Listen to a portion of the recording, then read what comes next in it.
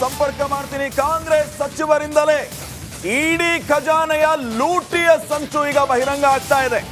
ಕಾಂಗ್ರೆಸ್ನ ಸಚಿವರಾಗಿದ್ದ ನಾಗೇಂದ್ರ ಅವರಿಂದ ಸರ್ಕಾರಿ ನಿಧಿಯ ಲೂಟ್ ಹಣ ಲೂಟಿಗಂತಾನೆ ಇವರು ಶಾಂಗ್ರಿಲಾ ಹೋಟೆಲ್ ಅಲ್ಲಿ ಸಭೆಯನ್ನ ನಡೆಸಿದ್ರು. ರಹಸ್ಯ ಸಭೆಯನ್ನ ಹೆಂಗೆ ದುಡ್ಡು ಹೊಡೆಯೋಣ ಅಂತ. ಇಡೀ ತನಿಖೆಯಲ್ಲಿ ಹಗರಣದ ಮಾಹಿತಿಯ ಎಲ್ಲ ವಿಚಾರ ಬಯಲಾಗ್ತಾ ಇದೆ. ಈ ಮೂಲಕ ಕಾಂಗ್ರೆಸ್ ಸರ್ಕಾರಕ್ಕೆ ವಾಲ್ಮೀಕಿ ನಿಗಮದ ಬಾಂಬ್ ನೆತ್ತಿ ಮೇಲೆಯೇ ಬಿದ್ದಿದೆ. ಈ ಬಗ್ಗೆ ಇನ್ನಷ್ಟು ಮಾಹಿತಿಯನ್ನ ಕೊಡ್ತಾರೆ ಆಲ್ರೆಡಿ ಜಾಯ್ನ್ ಆಗಿರುವಂತಹ ನಾಗೇಂದ್ರ ಬಾಬು ನೋಡಿ, ಬಹಳ ಮುಖ್ಯವಾಗಿ ಗಮನಿಸಬೇಕಾಗಿರೋದು ಕಾಂಗ್ರೆಸ್ ಸಚಿವರು ಸರ್ಕಾರದ ನಿಧಿಯನ್ನ ರಾತ್ರಿ ಯಾವ ರೀತಿ ಲೂಟ್ ಮಾಡಬೇಕು ಅಂತ ಶಾಂಗ್ರಿಲಾ ಹೋಟೆಲ್ ಹೋಗಿ ಸಭೆ ಮಾಡ್ತಾರೆ. ರಹಸ್ಯ ಸಭೆ, ದುಡ್ಡು ಹೊಡೆಯೋ ಸಭೆ. ಈಗ ಹೇಳ್ತಾರೆ ನನಗೇನು ಗೊತ್ತಿಲ್ಲ ಅಂತ. ಈ ಡಾಕ್ಯುಮೆಂಟ್ಸ್ ಈಗ ಸ್ಪಷ್ಟ ಉತ್ತರವನ್ನ ಕೊಡ್ತಾ ಇವೆ, ನೀವೇ ಲೂಟ್ ಮಾಡಿದ್ದು ಅಂತ. ಏನೆಲ್ಲ ಉತ್ತರ ಕೊಡ್ತೀರಿ, ಏನೆಲ್ಲ ವಿಚಾರಗಳೀಗ ಬಹಿರಂಗ ಆಗ್ತಾ ಇದೆ, ಅಪ್ಡೇಟ್ಸ್ ಕೊಡಿ ನಾಗೇಂದ್ರ. ಶ್ರೀಪಾದ್ ಪಾಟೀಲ್ ನೋಡಿ, ರಿಪಬ್ಲಿಕ್ ಕನ್ನಡ 2 ದಿನದ ಹಿಂದೆ ಒಂದು ಎಕ್ಸ್ಕ್ಲೂಸಿವ್ ಮಾಹಿತಿಯನ್ನು ಇಟ್ಟುಕೊಂಡು ಬ್ರೇಕನ್ನು ಮಾಡಿತ್ತು. ಈ ಇಡೀ ಹಗರಣಕ್ಕೆ ಒಂದು ಸೆಂಟರ್ ಆಫ್ ಅಟ್ರಾಕ್ಟ್ ಆಗಿದ್ದು ಒಂದು ಶಾಂಗ್ರಿಲಾ ಹೋಟೆಲ್ ಅಂದರೂ ಕೂಡ ತಪ್ಪಾಗೋದಿಲ್ಲ. ಆ ಒಂದು ಶಾಂಗ್ರಿಲಾ ಹೋಟೆಲ್ನಲ್ಲಿ ಮಹತ್ವದ ಮೀಟಿಂಗ್ಗಳಾಗಿತ್ತು. ಯಾರೆಲ್ಲ ಮೀಟಿಂಗ್ ಮಾಡಿದ್ರು ಅನ್ನೋದರ ಸಮೇತವಾಗಿ ಒಂದು 9 ಎವಿಡೆನ್ಸ್ಗಳ ಪಾಯಿಂಟ್ ಇಟ್ಕೊಂಡು ರಿಪಬ್ಲಿಕ್ ಕನ್ನಡ ಬ್ರೇಕನ್ನು ಮಾಡಿತ್ತು. ಈ ಎಲ್ಲ ಪಾಯಿಂಟ್ಗಳನ್ನು ಕೂಡ ಈಗ ಇಡಿ ಅಧಿಕಾರಿಗಳು ರಿಮೈಂಡ್ ಕಾಪಿಯಲ್ಲಿ ಉಲ್ಲೇಖವನ್ನು ಮಾಡಿದ್ದಾರೆ. ಪ್ರಮುಖವಾಗಿ ಶಾಂಗ್ರಿಲಾ ಹೋಟೆಲ್ನಲ್ಲಿ ಈ ಹಗರಣದ ಒಂದು ಜಾಡಿ ಏನು ಶುರುವಾಗುತ್ತೆ ಅಲ್ಲಿಂದಲೇ ಒಂದು ಶುರುವಾಗಿರುವಂಥದ್ದು.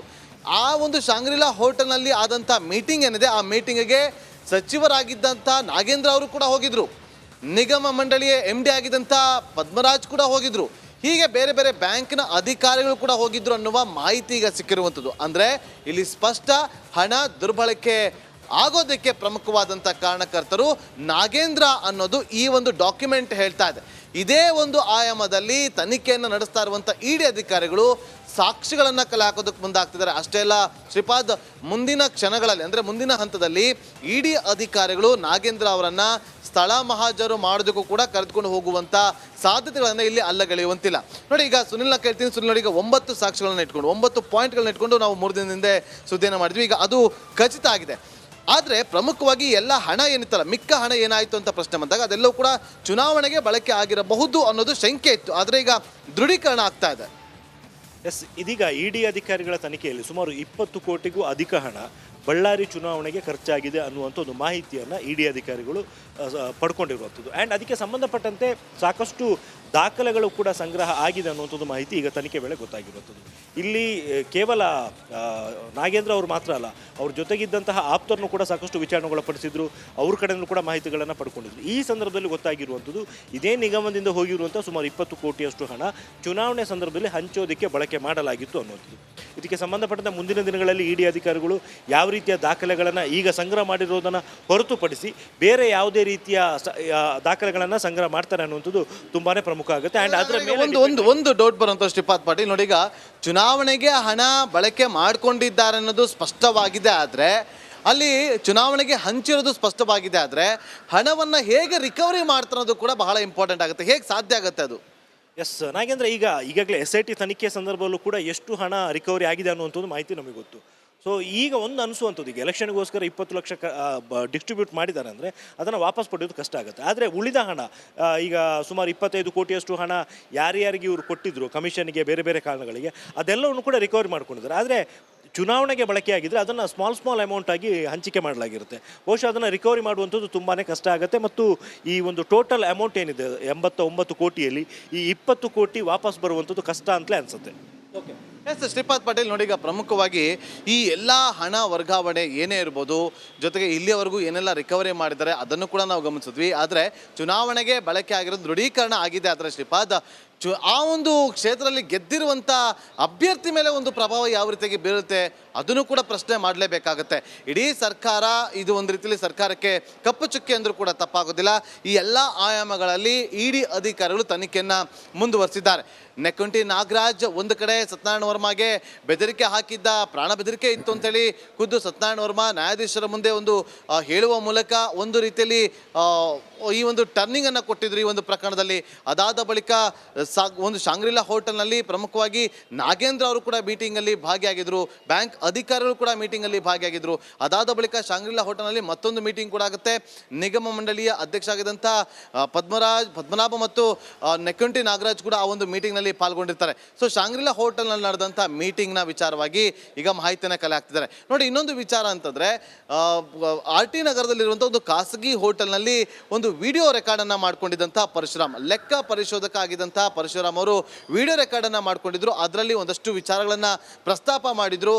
ಅಧ್ಯಕ್ಷರಿಗೆ ಹೇಳೋದು ಬೇಡ, ರಾದ್ಧಾಂತ ಆಗುತ್ತೆ, ಈ ರೀತಿಯಾಗಿ 14 ನಿಮಿಷಗಳ ಕನ್ವರ್ಸೇಷನ್ ಕೂಡ ರಿಪಬ್ಲಿಕ್ ಕನ್ನಡ ಆ ಒಂದು ವಿಡಿಯೋ ಬಾಂಬನ್ನು ಸಿಡಿಸೋ ಮೂಲಕ ಒಂದಷ್ಟು ವಿಚಾರಗಳನ್ನು ಪ್ರಸ್ತಾಪ ಮಾಡಿತ್ತು.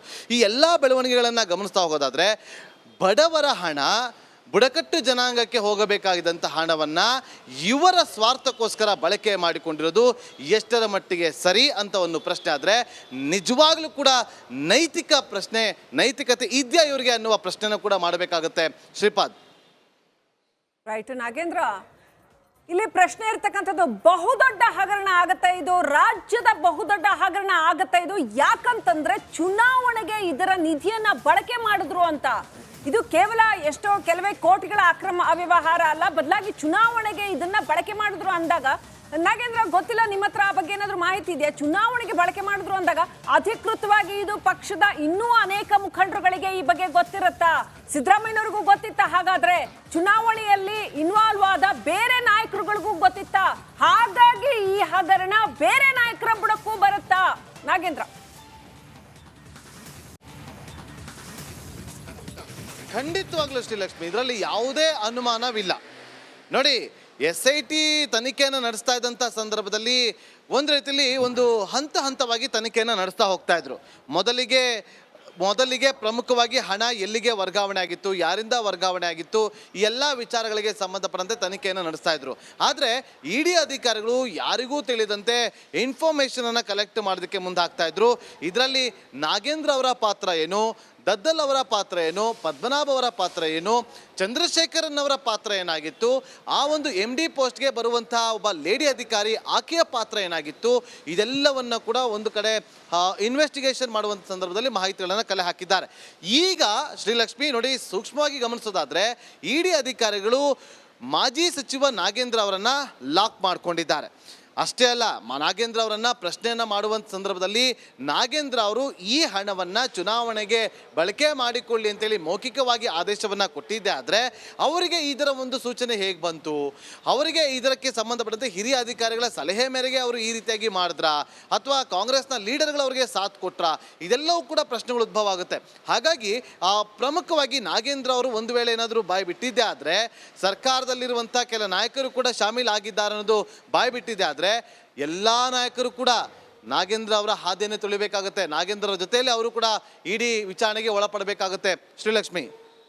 ಓಕೆ ನಾಗೇಂದ್ರ ಬಾಬು, ಈಗ ಮತ್ತೊಂದು ವಿಚಾರ, ಇದು ಸಾರ್ವಜನಿಕರ ಹಣ ಆಗಿರೋದ್ರಿಂದ ಚುನಾವಣೆಗೆ ಬಳಕೆ ಮಾಡಿಕೊಳ್ಳುವಂಥದ್ದು ಒಂದಾದ್ರೆ, ಒಂದಲ್ಲ ಎರಡಲ್ಲ 187 ಕೋಟಿ ರೂಪಾಯಿ ಬಡವರ ಏಳಿಗೆಗಾಗಿ ಇಟ್ಟಿರುವಂತಹ ದುಡ್ಡನ್ನ ಇವರು ಬೇಕಾಬಿಟ್ಟಿಯಾಗಿ ಜನಪ್ರತಿನಿಧಿಯಾಗಿ ಖರ್ಚು ಮಾಡ್ತಾರೆ ಅಂತಂದ್ರೆ ಇದು ದೊಡ್ಡ ಫ್ರಾಡ್ ಕೇಸ್ ಆಗುತ್ತೆ, ಗಂಭೀರವಾದಂಥ ಪ್ರಕರಣ ಆಗುತ್ತೆ.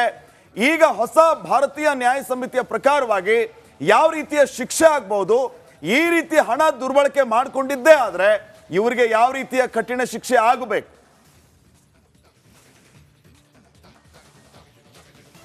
ನೋಡಿ ಶ್ರೀಪಾದ್, ಇದು ಜನರ ದುಡ್ಡನ್ನು ದುರ್ಬಳಕೆ ಮಾಡಿಕೊಂಡಿರುವಂಥದ್ದು.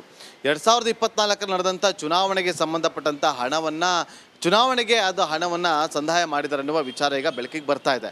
ನೋಡಿ, ಸರ್ಕಾರದ ಪ್ರತಿನಿಧಿಗಳು ತಮ್ಮ ಸಚಿವ ಸ್ಥಾನವನ್ನು ಅಲಂಕರಿಸುವಾಗ ಒಂದಷ್ಟು ಪ್ರಮಾಣ ವಚನವನ್ನು ಸ್ವೀಕಾರ ಮಾಡಿರ್ತಾರೆ, ಅದಕ್ಕೆ ಅವರು ಬದ್ಧರಾಗಿರಬೇಕು. ಆದರೆ ಇಲ್ಲಿ ಬಡಬಗ್ಗಲರಿಗೆ ಸೇರಬೇಕಾಗಿದ್ದಂಥ ಹಣವನ್ನು ತೆಗೆದುಕೊಂಡು ಹೋಗಿ ನಿಗಮ ಮಂಡಳಿಯಲ್ಲಿ ಎಷ್ಟೋ ಜನ ಫಲಾನುಭವಿಗಳಿದ್ದಾರೆ. ಒಂದೇ ನಿಮಿಷ ನಾಗೇಂದ್ರ ಬಾಬು, ಮತ್ತೆ ನಿಮ್ಮನ್ನ ಸಂಪರ್ಕ ಮಾಡುವಂತ ಪ್ರಯತ್ನವನ್ನ ಮಾಡ್ತೀವಿ. ಈಗ ಸಿಕ್ಕಿರುವಂತ ವೆರಿ ಎಕ್ಸ್ಕ್ಲೂಸಿವ್ ಡಾಕ್ಯುಮೆಂಟ್ ಅನ್ನ ನೀವು ಗಮನಿಸ್ತಾ ಇದ್ದೀರಿ ರಿಪಬ್ಲಿಕ್ ಕನ್ನಡ ಸ್ಕ್ರೀನ್ ಮೇಲೆ. ಈಗಷ್ಟೇ ನಾವು ಮಾಹಿತಿಯನ್ನ ನೀಡ್ತಾ ಇದ್ವಿ.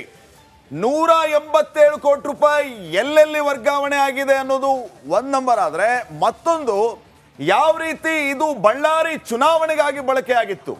ಈ ಸೋರ್ಸ್ ಕೊಟ್ಟಿರುವಂತದ್ದು ಸಚಿವರಾಗಿದ್ದ ನಾಗೇಂದ್ರ ಅವರ ಆಪ್ತರೇ ಇಡಿ ತನಿಖೆಯ ಸಂದರ್ಭದಲ್ಲಿ ಬಹಿರಂಗಗೊಂಡಂತಹ ಮಾಹಿತಿ, ಎಷ್ಟು ದುಡ್ಡನ್ನ ಖರ್ಚು ಮಾಡಿದ್ರು, ಬಳ್ಳಾರಿ ಎಲೆಕ್ಷನ್ಗೆ ಎಷ್ಟು ಟ್ರಾನ್ಸ್ಫರ್ ಆಗಿತ್ತು, ಅಲ್ಲಿ ಯಾವ ರೀತಿ ಹಣ ದುರ್ಬಳಕೆ ಆಯಿತು ಅನ್ನುವಂತ ವಿತ್ ಡಿಜಿಟ್ ಮಾಹಿತಿ ಈಗ ತಾವು ಗಮನಿಸ್ತಾ ಇದ್ದೀರಿ. ಎಸ್, ನೋಡ್ತಾ ಇದ್ದೀವಿ. ಬಹುಶಃ ದಾಖಲೆಗಳು ಹೆಚ್ಚು ಮಾತನಾಡ್ತಾ ಇದ್ದಾವೆ. ಈಗ ನಾಗೇಂದ್ರ ಏನು ಹೇಳಿ ನಂಗೆ ಗೊತ್ತಿಲ್ಲ ಅಂತಂದ್ರು ಮಾಜಿ ಸಚಿವ ನಾಗೇಂದ್ರ ಏನೇ ಕೇಳಿದ್ರು, ಆದ್ರೆ ದಾಖಲೆಗಳು ಬೇರೆ ವಿಚಾರವನ್ನ ಹೇಳ್ತಾ ಇದ್ದಾವೆ.